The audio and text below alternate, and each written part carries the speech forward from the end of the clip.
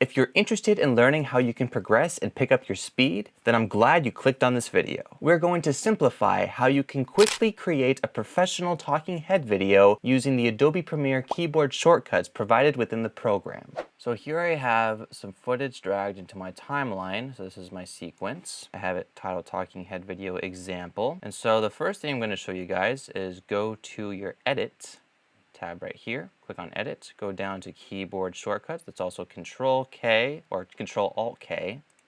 And now I'm going to show you a keyboard preset in my program already. So I'm going to type 2, because this is the preset I have for it. And so this is the number 2, that's the shortcut. And this is the command, ripple trim, next edit to playhead. So I want my left hand to be in control of all the keyboard shortcuts when I'm editing. My right hand is going to be in control of my mouse and scrolling around in the Adobe Premiere program. So the reason I have this shortcut as 2 is so that my middle finger, whichever finger in that space, is able to tap that key and make that edit. The next keyboard shortcut I have preset is 1.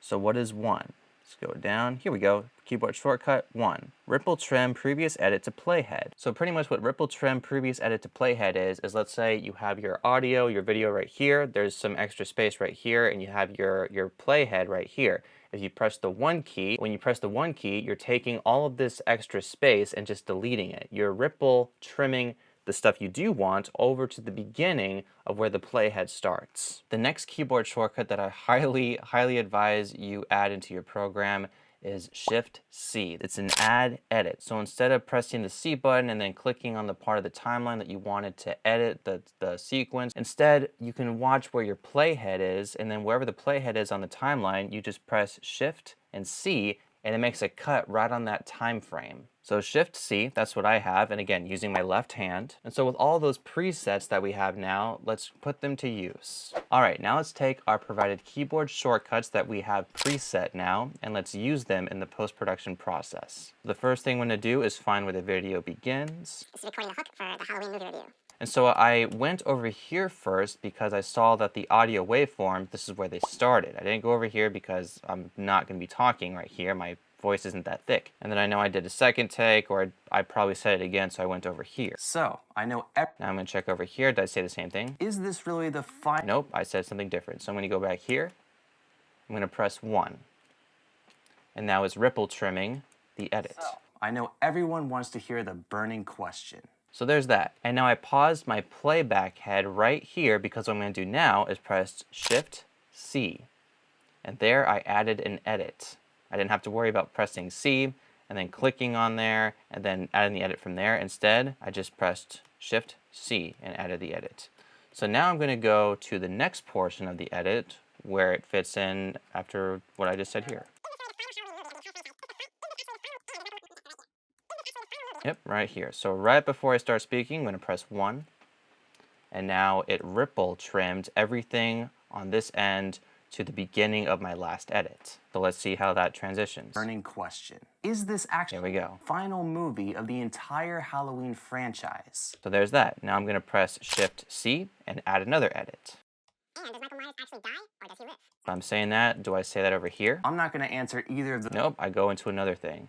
So I'm going to add another ripple trim. And does Michael Myers There we go. actually die, or does he live?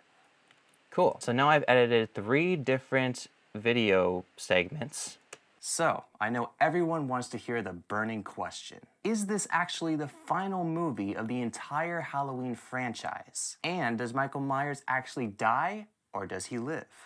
Perfect, right there. So the next thing I'm going to show you is how to ripple trim the next edit to the playhead. So the next edit, referring to whatever is on this side of the playhead, we're going to scratch it so that we can move on to this side. For example, pressing 2, we're getting rid of that extra space, that extra material. I'm going to Control Z because I want to keep that in there.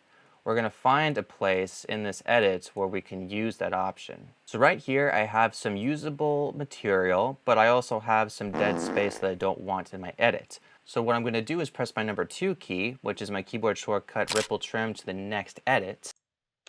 Plus, I already know. And I'm going to get rid of literally all of this stuff right here. And now I'm going to, that's the easy transition onto the next portion of my edit. I will be providing you with really great reasons why you should watch the movie. So there's that, and you just continue the whole entire process doing that exact method.